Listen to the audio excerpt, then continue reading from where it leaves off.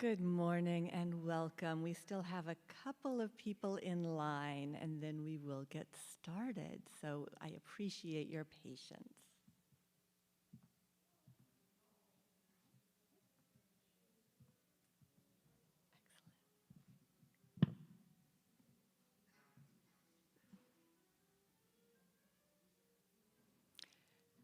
Good morning and welcome to Vashon Center for the Arts Talks on the Rock. I am Rebecca Albiani, and today I suspect I will be introducing some of you to the art of Elizabeth Catlett, who, despite her long, prolific, and distinguished career as a printmaker and sculptor, is not as well known as she deserves to be.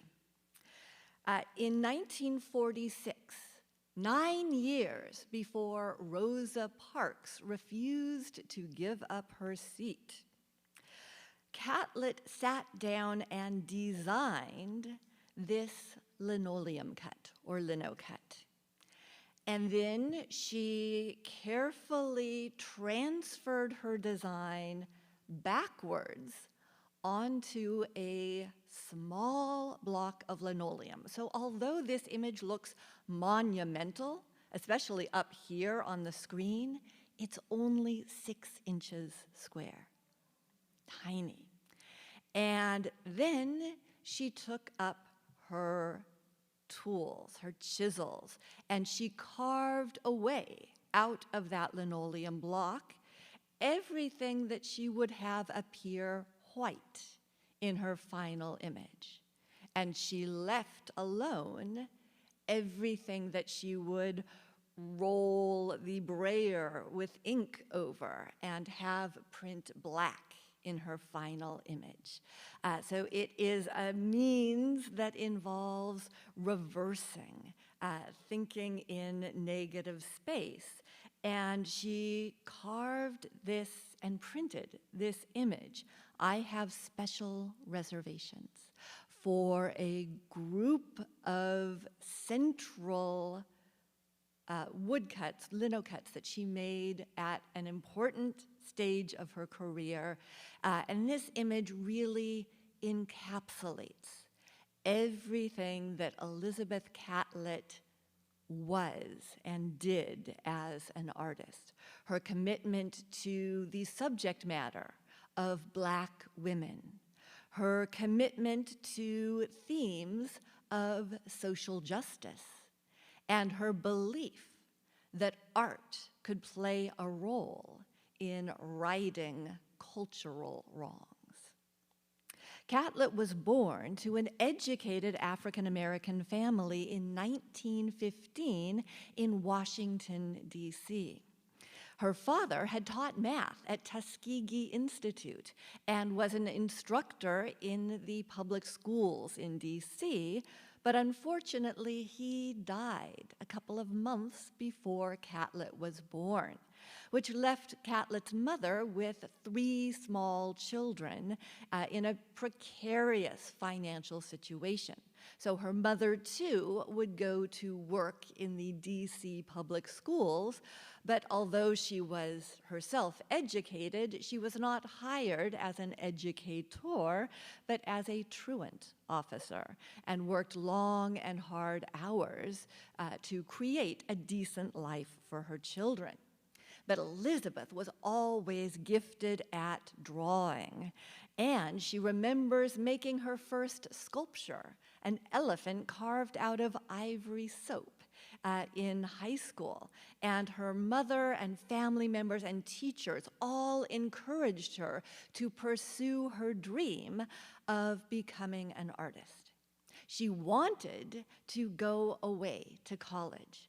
She wanted to study at the Carnegie Institute in Pittsburgh, and they saw her brilliant portfolio and immediately accepted her, only to rescind that acceptance when they learned that she was an African-American woman.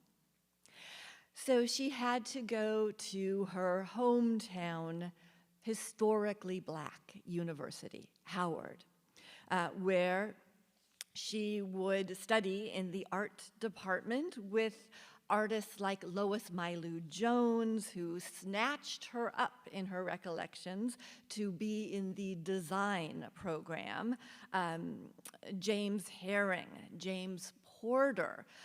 Also part of the art department was philosopher Alain Locke, who believed that all artists of African descent should look only to African art for their inspiration. But there was a sort of running debate about this in the art department, and his views were not universally accepted. But her professors encouraged her to look at African art and other contemporary art. So she saw African art in Howard's gallery. She was encouraged to go to New York City and see the exhibits there. African art at the Met, a major exhibit of Georges Rouault that she found overwhelming, and other instances of European modernism. She was also politically active at Howard. She remembered years later standing with a noose around her neck to protest lynching. And in 1935, she graduated with her degree in painting. She switched from design halfway through her university career because she found design boring. The printmaking department at Howard was, well, there wasn't a department, and the printmaking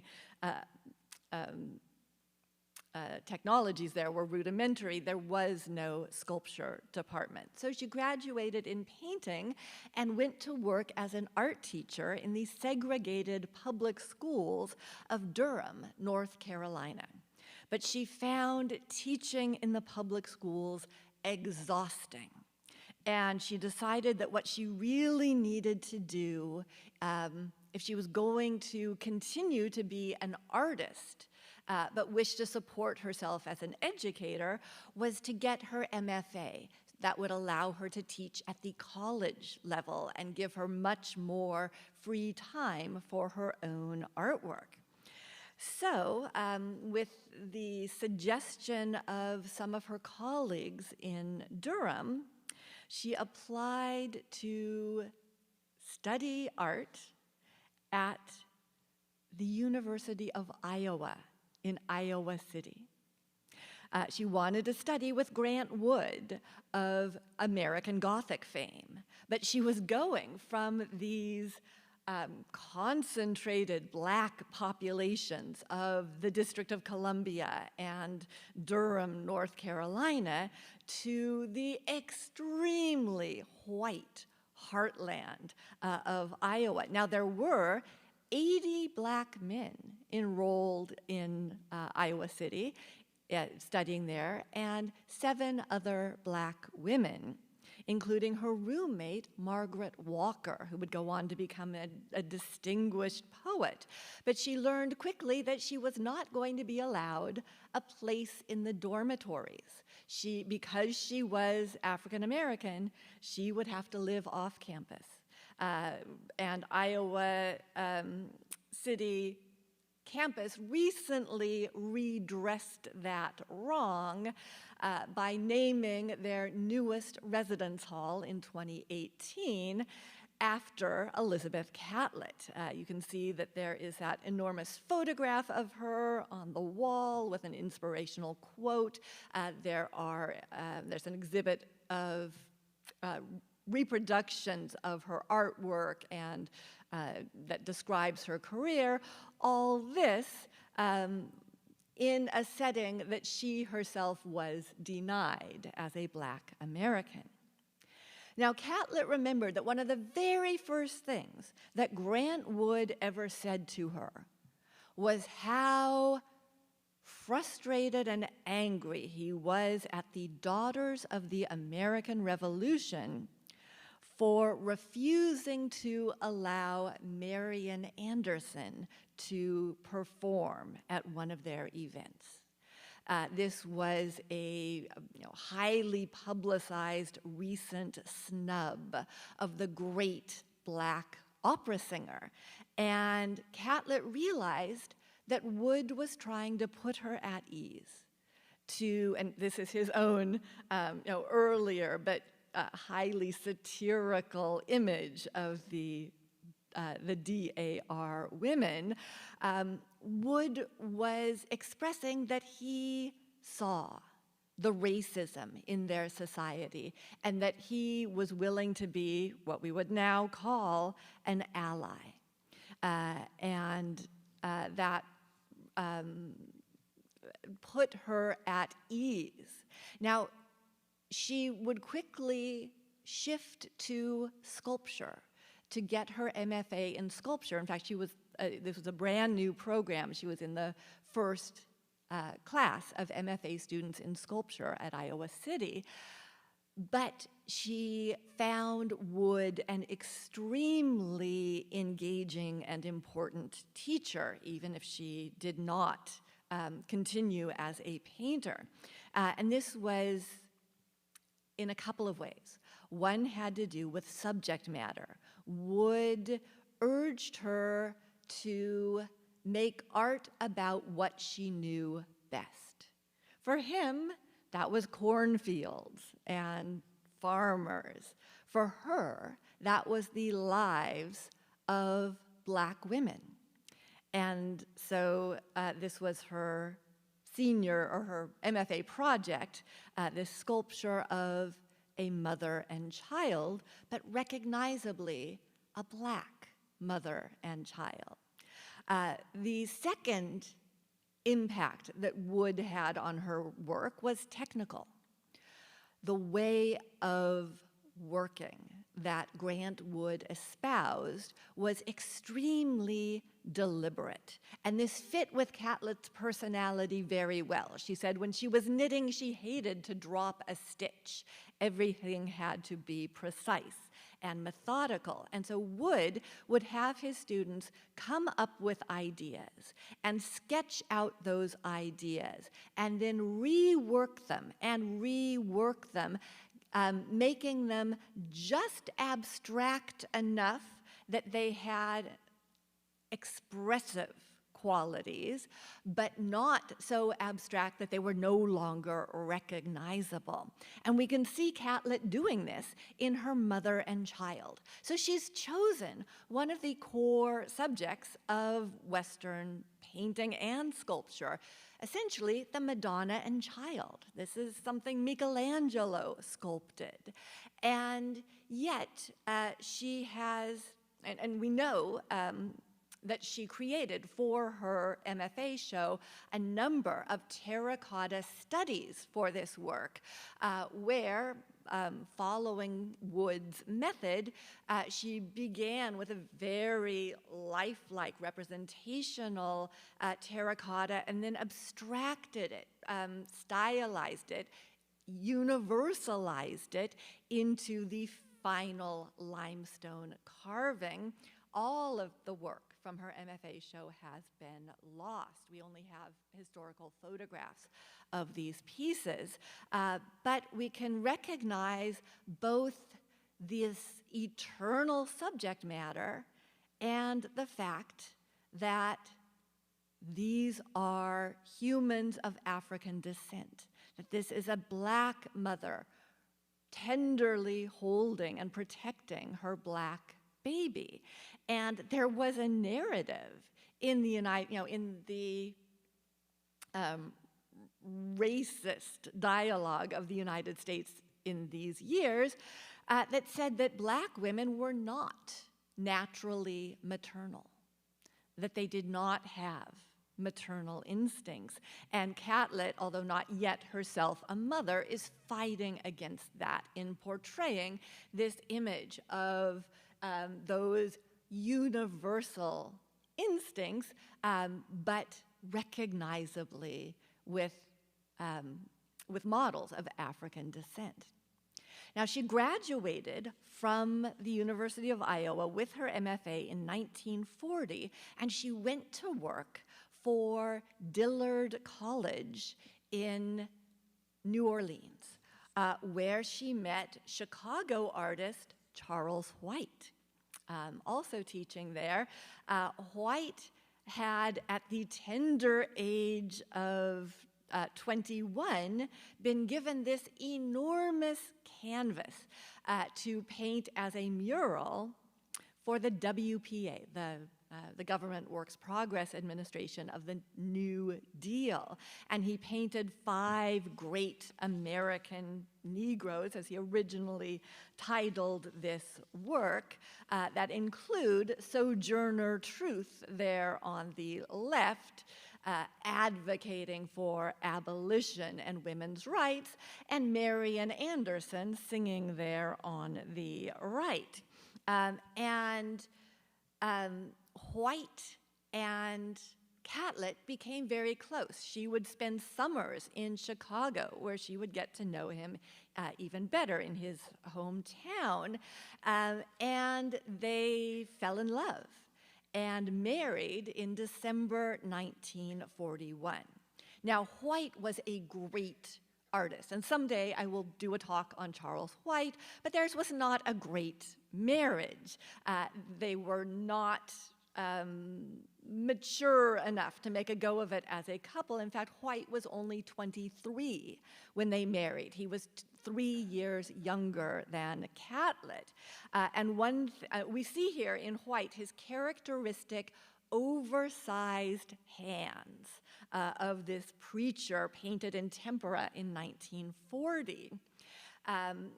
And we'll see that in some of Catlett's work as well. You can see how he, too, is abstracting his work to a certain degree. But one of the things that frustrated Catlett, both when they were living in New Orleans and when they went to Virginia, where White had a major mural commission for Hampton Institute, and then when they moved to New York City in 1942, what frustrated her was that her work was being misidentified as Charles White's work. So this is one of her rare tempera paintings from 1943, this period of their marriage. And you can see where these two artists' work might be confounded for one another's. And mutual friends say that they believe that that was why Catlett turned increasingly to sculpture, so that her output was recognized as her own, because White was not a sculptor. In 1942, the year that they moved to New York City, Catlett saw an advertisement in an art magazine saying that Osip Zadkina was available to teach sculpture for $50 a month.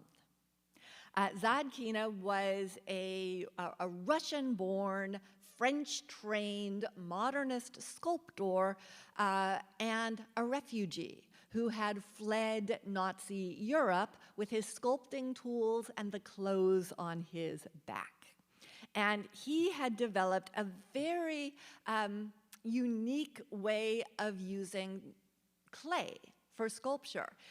He would pound the clay together and then use it, rather than modeling it, he would attack it subtractively, as if it were a block. He would carve away at that block. So this is his reclining harlequin from just before that time when Catlett, in 1942, was his only student for a month. She only had $50. But she and Zadkina formed a relationship. He was a real mentor for her. She would watch his cats when he went away for the weekend, and he would give her free instruction and access to his sculpture studio.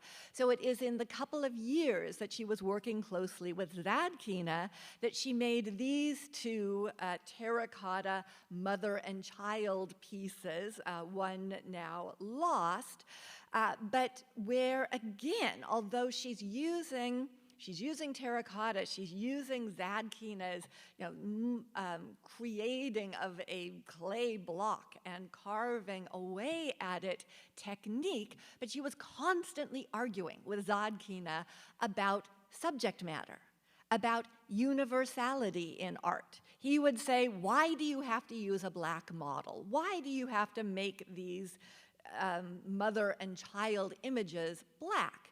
And she would say, I need to make them resonate with my people. And he would say, well, make it universal.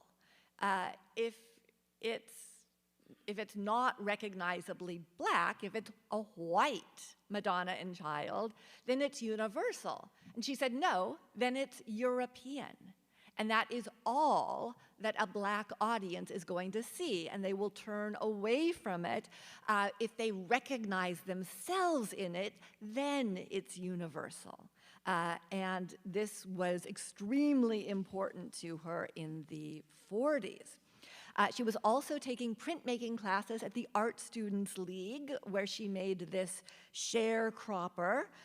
We think that she would have known the WPA images of sharecroppers by photographers like Dorothea Lange and Marion Post.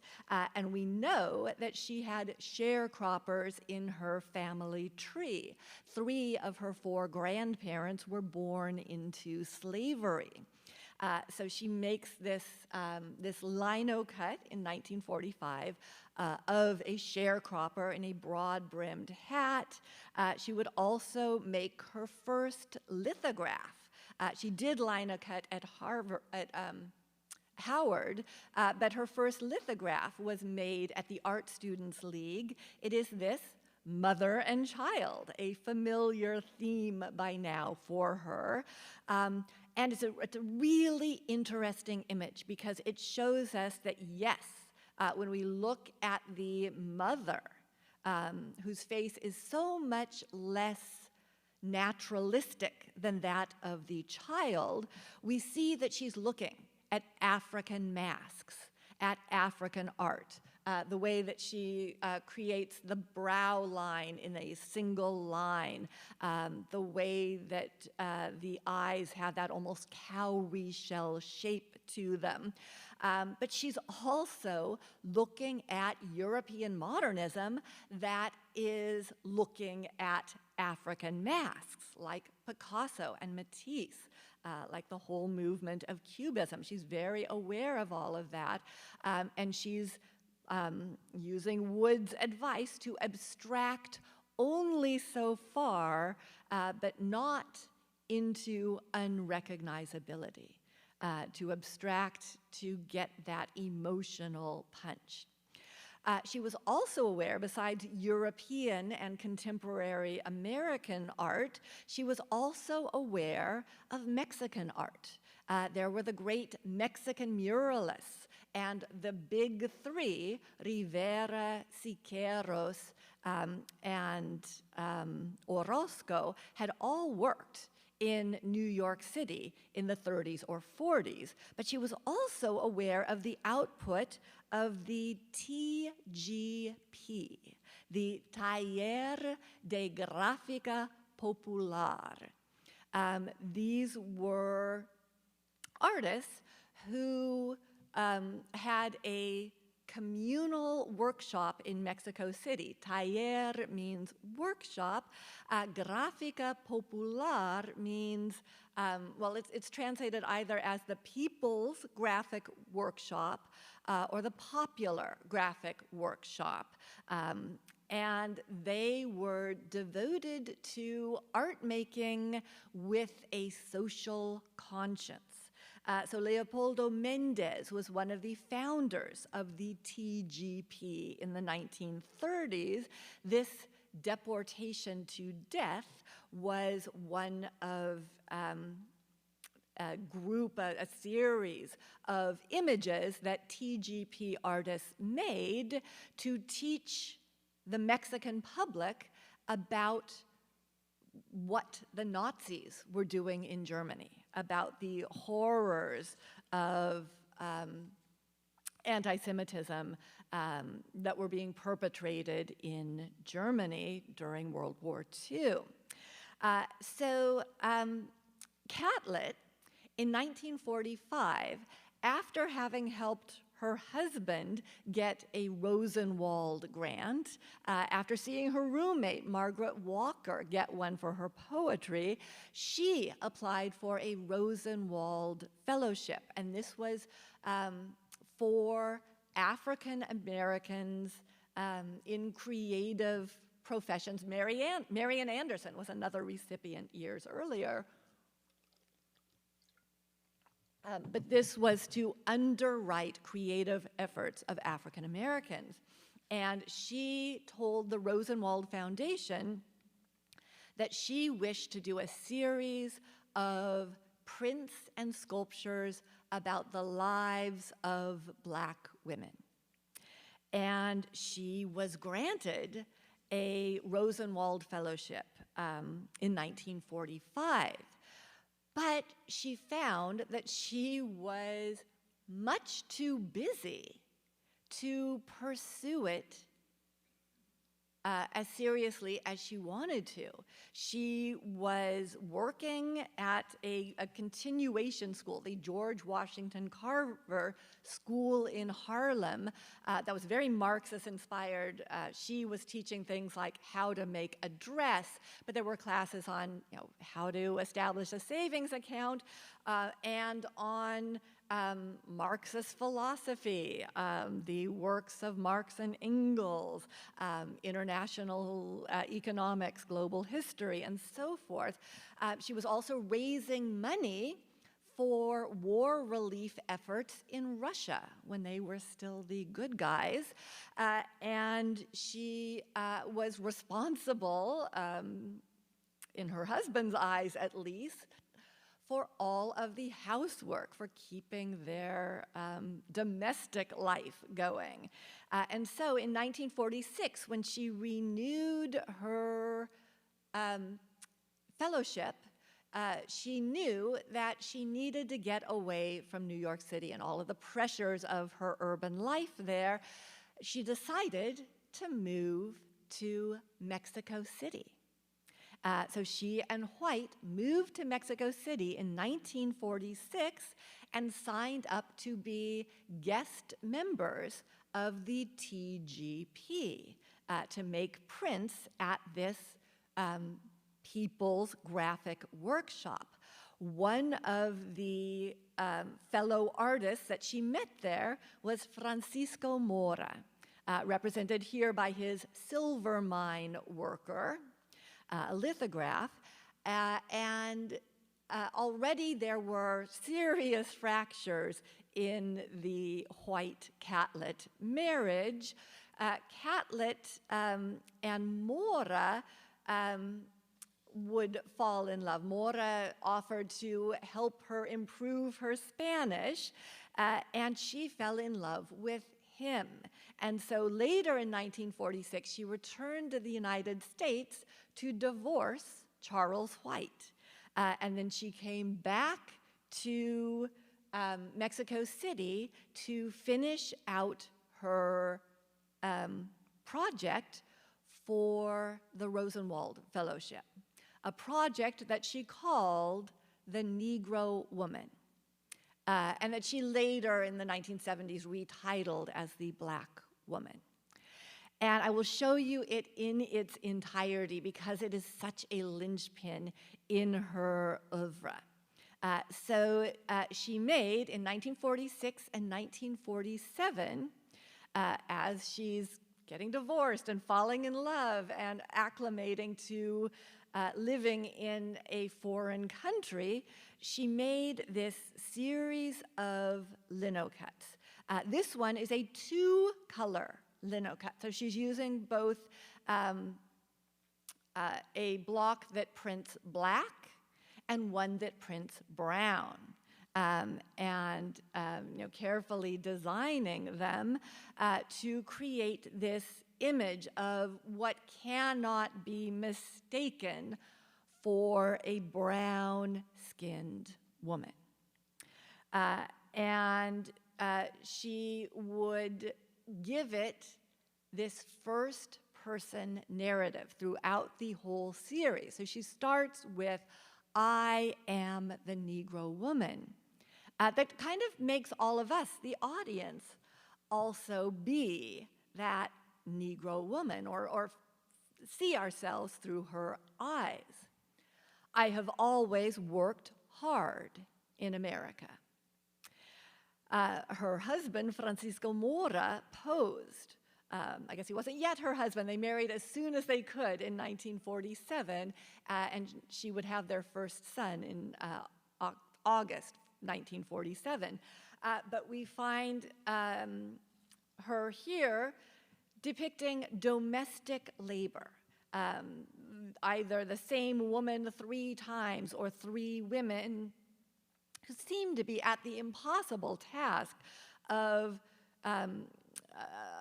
scrubbing the outdoors, scrubbing a floor that is outside. We see stairs in the background, perhaps leading up to someone else's house, a wealthier person's house. So we see in I Have Always Worked Hard in America, domestic labor.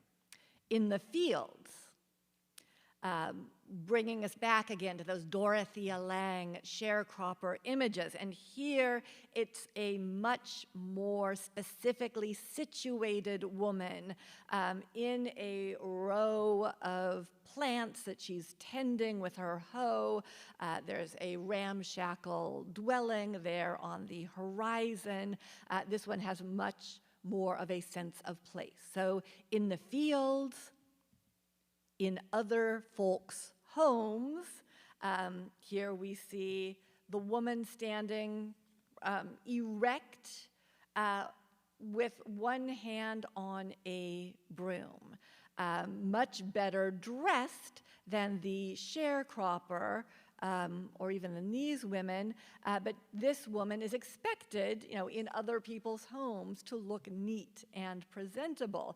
And we know that Catlett knew Jacob Lawrence's Migration series. She and White became close friends of Jacob Lawrence and Gwen Knight in New York City when they lived there, and that was the period in which the Migration series was being displayed and sparking a bidding war between the Phillips Collection and the Museum of Modern Art. But she may also have known Gordon Parks' American Gothic, which, like Dorothea Lange's sharecroppers, was made for the WPA, in fact, for the Farm Security Administration of the WPA. These images of domestic workers at their craft, but working not for themselves, but for others. I Have Given the World My Songs is another 2-color linocut. So we see the woman with not a child but a guitar in her lap, and she is singing the blues. And in the color block, the blue, we see the motivations behind the blues, the burning cross, the violence perpetrated on the black man by the hooded white man, the poverty, the degradation, the terror that Black Americans had to live with, and how they transmuted that into music, into art. In Sojourner Truth, I fought for the rights of women as well as Negroes. Truth was an abolitionist, a powerful speaker who also spoke out for suffrage, for women's suffrage, for women's rights. And we see her here with that oversized Charles White-esque hand raised, one pointing up, one near the Bible, symbolizing the truth of her own name. In Harriet Tubman, I helped hundreds to freedom. Tubman here with a magisterial pose as she directs half a dozen slaves northward, out of bondage. And Tubman would return to the South 19 times at tremendous danger to her own life and liberty so that she could liberate other slaves and bring them to freedom. In Phyllis Wheatley, I proved intellectual equality in the midst of slavery. Wheatley was the first African-American woman to publish a book of poetry. In colonial Massachusetts. So we see her with her quill pen, whereas behind her there are the thousands of Black women who at that time were still enslaved in the American South. My role has been important in the struggle to organize the unorganized. We see the woman here at the center of the labor movement, with what looks like a white man reading a pamphlet that says join. There is a mill in the background. We know these are industrial workers, and women were crucial in organizing in the labor movement. I have studied in ever-increasing numbers. Here we see a lighter-skinned Black woman teaching a group of darker-skinned Black women. And because plantation owners favored their own flesh and blood, the children of rape, of bondage, the lighter-skinned Blacks tended to be the house servants and to have the opportunity to learn to read and write, whereas the darker-skinned field hands did not. And that early prejudice would continue to play out even within Black society, that lighter-skinned Blacks tended to have better educational opportunities than darker-skinned ones. And Catlett said that when she was growing up, she felt superior to the unskilled laborers, the domestic servants that she saw around her, to the Black sharecroppers and farm workers in the South, but she came to realize that she wasn't superior. She was just more fortunate. She was lucky enough to be born in a household to educated parents, and they supported her own desire to get higher education, to become an artist. My reward has been bars between me and the rest of the land. Here, a barbed wire fence that goes right across, visually, the neck of this woman. I have special reservations. Now, we already looked at this print, but I want to mention that when Catlett was teaching at Dillard University in New Orleans, there was a Picasso show at the museum there. But the museum was closed to white people, or was only was only accessible to white people, and it was in a park that African Americans were not allowed to set foot in. So she arranged for her students to be bused to the very steps of the museum so they wouldn't have to step through the park on a day that the museum was closed to the public, the white public. And her students were able to be just mesmerized by the work of Picasso. And some of those students had been arrested on trumped-up charges of removing the colored-only signs in the New Orleans bus system. So this is an image that had particular resonance for Catlett. So I have special reservations, special houses, which may also derive from Jacob Lawrence's Migration series, with this tripartite backdrop of the houses reminiscent of Lawrence's panel 23, the migrants found improved housing when they arrived north. Yes, it had running water and indoor plumbing, but it was also crowded, segregated housing. So she has special reservations, special houses, and a special fear for my loved ones. Lynching was still very real in 1947, and I've seen this described as a lynched figure on the ground and the dangling feet of 3 other victims, but I see it more as those being his tormentors. They are stepping on the noose in this extrajudicial, racially motivated torture and murder of young black men whose crimes might be looking at a white woman. My right is a future of equality with other Americans. And here again, a 2-color image with a more rust-colored brown for the skin tone, this sort of mahogany color.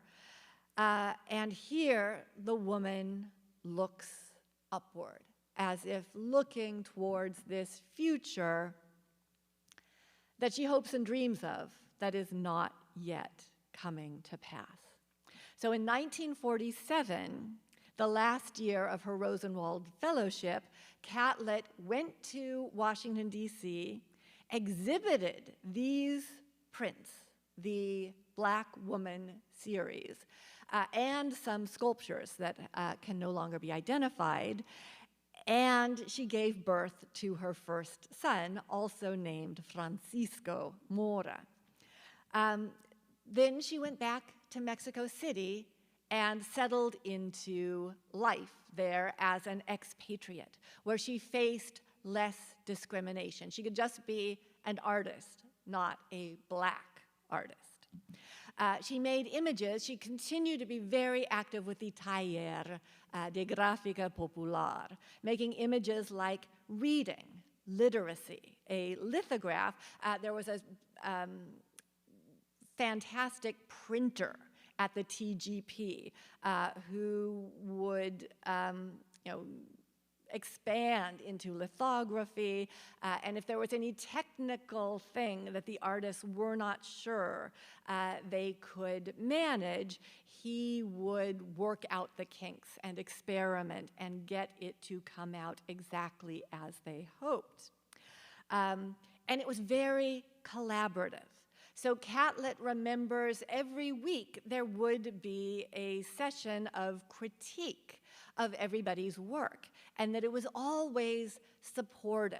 For instance, she mentioned a case where someone had designed a poster, and the other artist said, well, it's really good, but it would be even stronger if you showed the woman's hand instead of hiding it.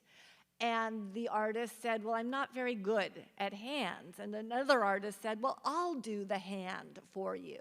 And so they worked together, they collaborated, and for this particular poster, which was made for soliciting aid for the children and wives of miners who were striking. This was a collaboration between Catlett and two of the founders of the TGP, Leopoldo Mendez and Pablo O'Higgins. It's also reminiscent of the work of one of Catlett's favorite artists, Hedda Kollwitz. So we see echoes of Kollwitz's Woman with a Dead Child in this miner's wife mourning her dead child. Kollwitz was so important that when Catlett moved to Mexico City, she brought several Kollwitz prints with her. They were among her most prized possessions. Here is another collaborative poster, this one so large that it is printed on 2 sheets of paper, a linoleum cut that Catlett designed and Alberto Beltran carved. So we might again see the oversized hand from her exposure to Charles White pushing away all of those bayonets in this poster for the first National Peace Congress in Mexico City. But we also see Catlett's focus on the impact on women, front and center. And she would say that her art served both her peoples, meaning the African American people, but also her adopted culture of Mexico.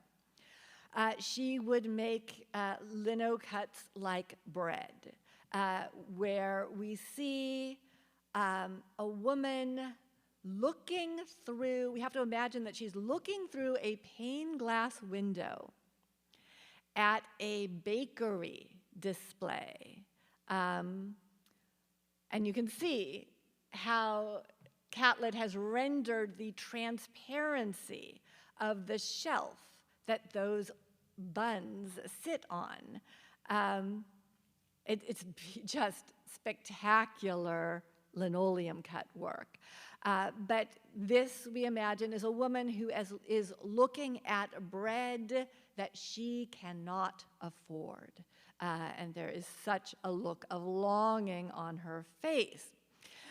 Now, the Mexican artists of the TGP, many of whom were Marxists, many of whom were politically involved, they would send their work internationally to be exhibited, and when it got to the Soviet Union, it was criticized for not being positive enough, for not being socialist realism, which was the state-mandated style of the Soviet Union. And this is about as close as Catlett ever gets to socialist realism, the happy, smiling, indigenous girl with her half-moon piece of bread and the stalks of wheat waving in the background in this bread for all linoleum cut.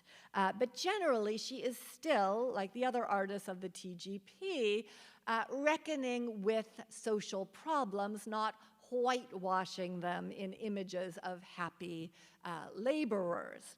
And in 1952, Catlett designed this image, again, returning to a previous subject of a sharecropper. But while that sharecropper was male, this one is female. And she is an older woman. You can see that her hair has gone white. And we see the stylization, just the hint of an African mask when we look at her face, the rows of cuts that make up the brim of the hat, the safety pin that holds her cloak together. And a few years later, she would rework this image in color, adding 2 color blocks, a brown one for the skin and a green one, the color of hope, for that, that garment that she is wearing, safety pinned together. And you might debate whether you prefer the color or the original black and white of this work. But either way, it is a very powerful image. In her adopted country, she would make images of recognizably Mexican people, like this Niña from 1957, or Niños from 1956, which I've also heard seen titled as Mis Hijos, my sons.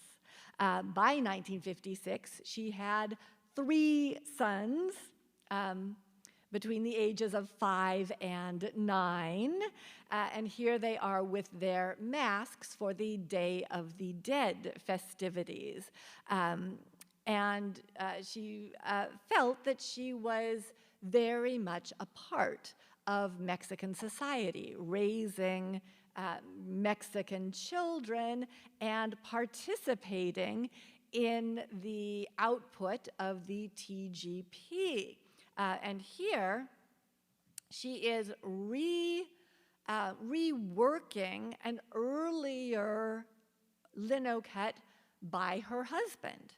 So Mora's 1947 work is on the left. Catlett's of the same subject from a dozen years later is on the right. They both depict the same thing, the contribution of the people to the expropriation of petroleum. This was something that happened in the late 30s when indigenous communities sold anything they had of value, emptied their piggybacks, sold their sewing machines and so forth, so that they could buy back the oil rights that had gone to multinational corporations and take that wealth into their own hands. But you can see that Catlett's emphasis is a little bit different than Mora's, that she, I think, makes the print even stronger with more contrast between dark and light, and by emphasizing the women. The dark-clad woman, the woman in the serape holding chickens, the children that are also contributing their savings to this effort. And in 1956, when her youngest son entered kindergarten at 5 years old, Catlett returned to sculpture.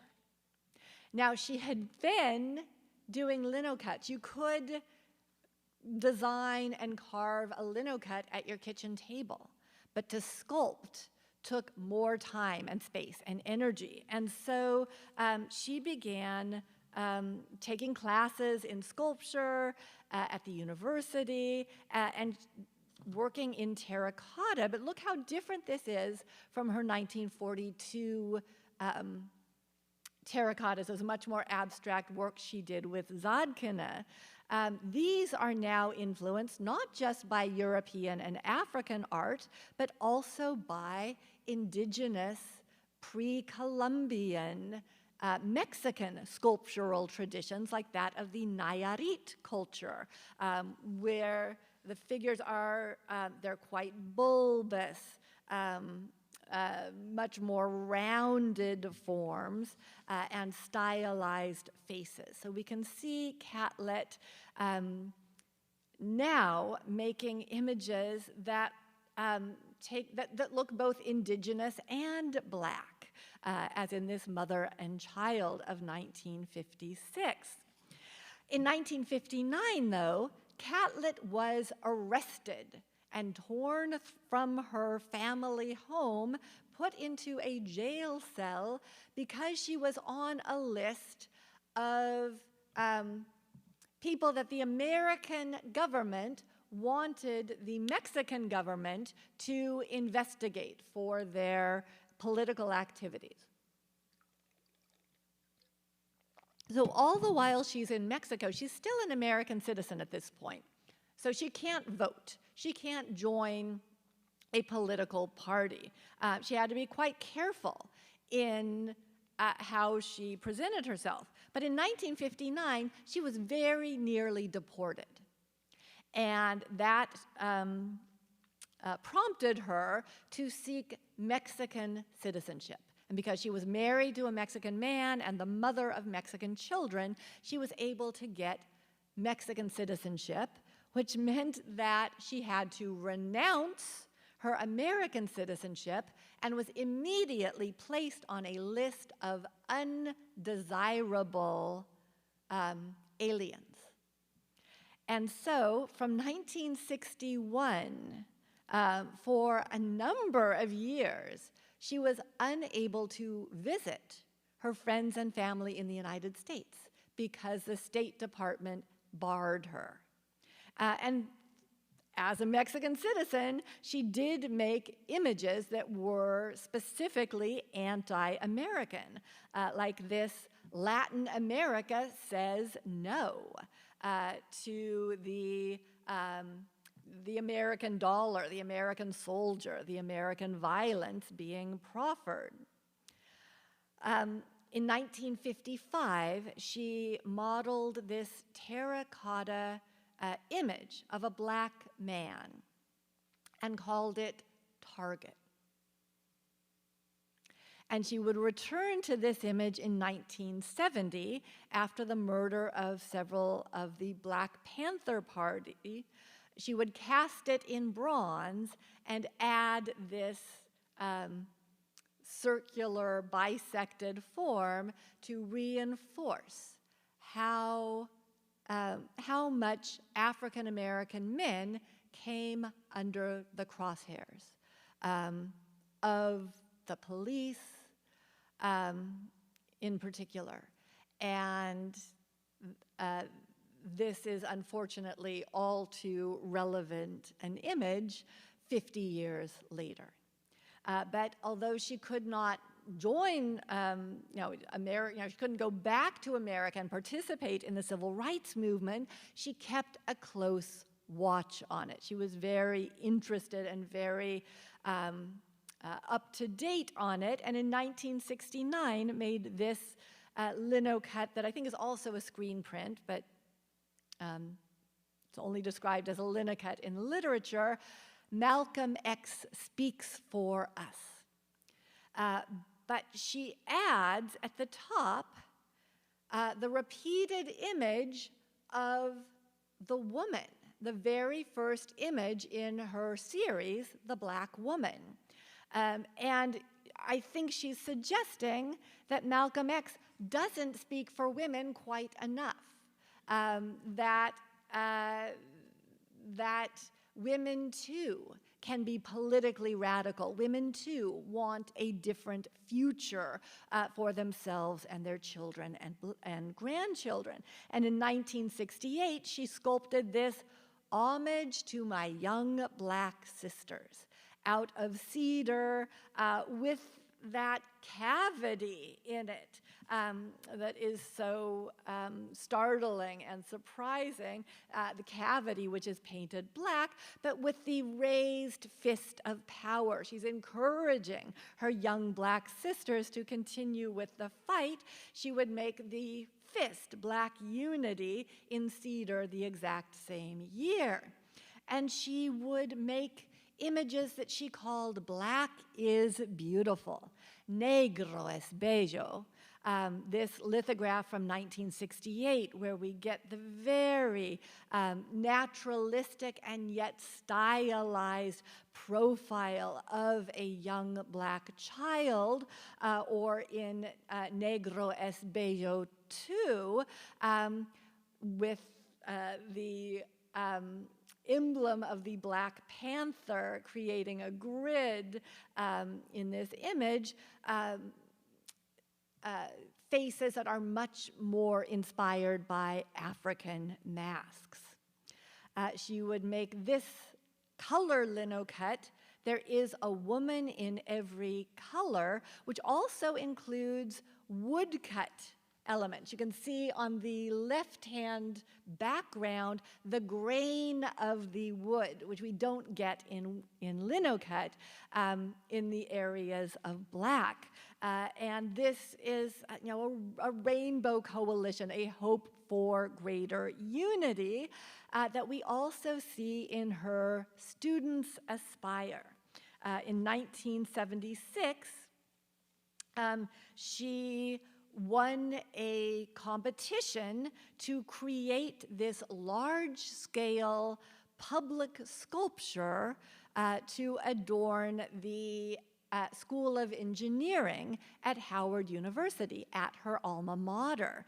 And she wrote about this work, quote, "The two students are holding each other up to express unity rather than the competition that exists in education.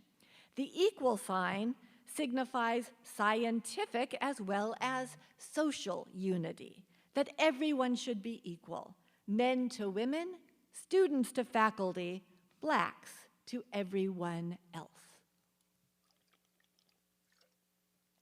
In 1982, she made this lithograph that reminds us of her early lithograph of the mother and child, but this one she specifically titles Madonna.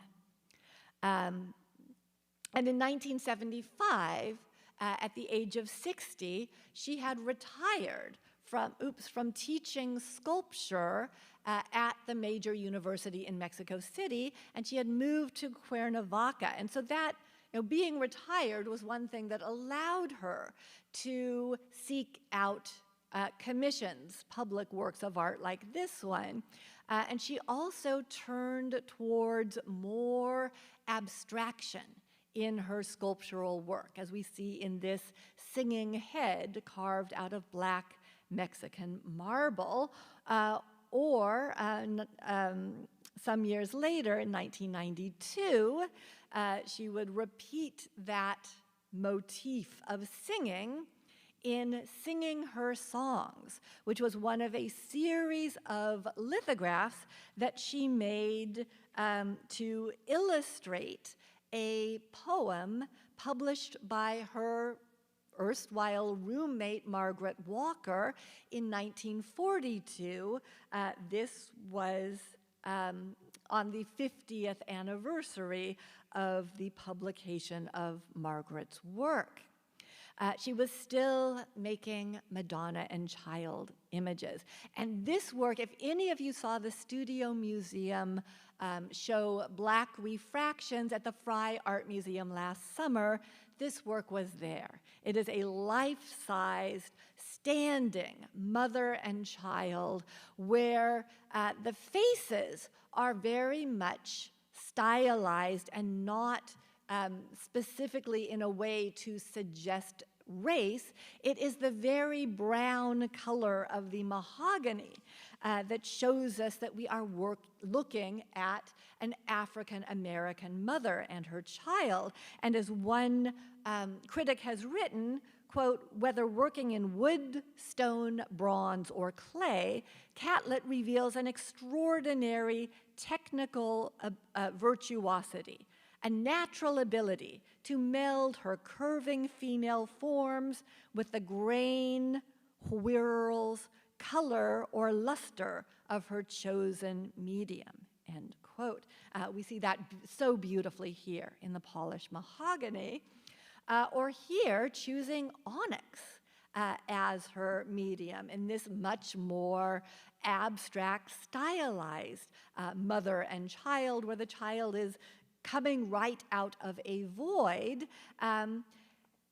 It's a little reminiscent of this public monument to Ralph Ellison in Riverside Park New York City, which we would not immediately say looks like a Catlett. It's very different from much of her sculptural output, and yet all of her work, or much of it, whether it is carving a linocut or carving onyx or limestone, is subtractive, is taking away, and here she subtracts the silhouette of a man to create this invisible man. She was not doing linocuts as much later in her career, but was still making lithographs. Here, the line of the forehead reminds us of that first mother and child lithograph from 1945. And she made her final sculpture beginning in 2010. It is this El Abrazo, the embrace, which she collaborated on with her son and longtime collaborator David Mora Catlett. So late in life, at this point she is 95 when she begins this work. And so she doesn't have the strength to do the roughing out or the polishing. She's designing these sculptures, and her son is helping carry them out, and in fact finished this one 5 years after her death, just shy of her 97th birthday. There is even a Catlett sculpture in my hometown of Sacramento of Sojourner Truth, that powerful abolitionist and civil rights and women's rights activist of the 19th century, here carved in Mexican limestone. But she's no longer out of doors. She's now safely indoors at the Crocker Art Museum because in 2013, this sculpture was vandalized. It was broken to pieces during the Obama administration. I don't know if the motivation behind the vandalism was racist or misogynist or just idiotic, but it brings to mind, I think, many of the reasons why her art is not well known. She was female. She was Black. She was politically radical, and that social realist style fell out of fashion. She worked in Mexico, far from the center of the art world in Manhattan. And her art was not intended for gallery owners and wealthy collectors.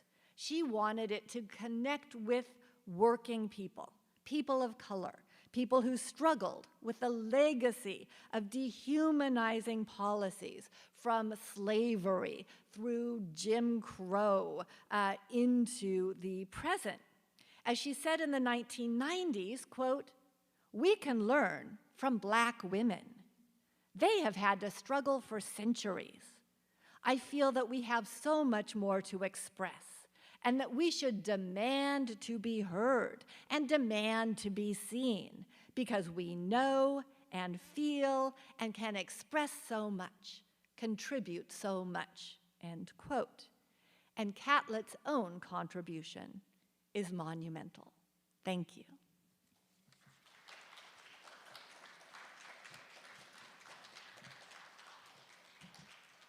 So I apologize, I have gone a bit long, but I am happy to take questions if there are any questions from the audience. And if the light could be raised a bit so that I could see the audience, that would be helpful.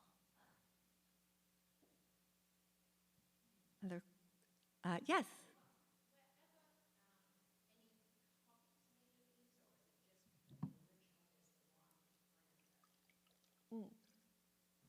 So these were, these linocuts were issued in series. And usually it will say right on the print how many will be made, and then when the series is completed, the original will be destroyed, sometimes just marked with an X. so that it can't be printed again. And this one looks like, this looks like quite a large series.